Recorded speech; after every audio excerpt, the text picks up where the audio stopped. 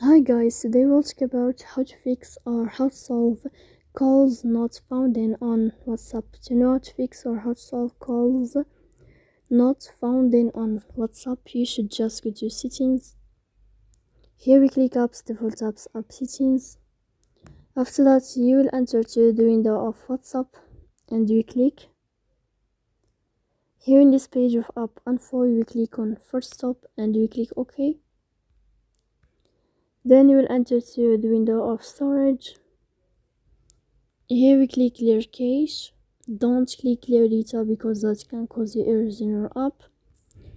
In the end, you can turn off your phone. You can wait a moment to turn on your phone again to fix that problem. So please don't forget to support us by like and subscribe. See you next time in another video, and thank you for your attention and your watching.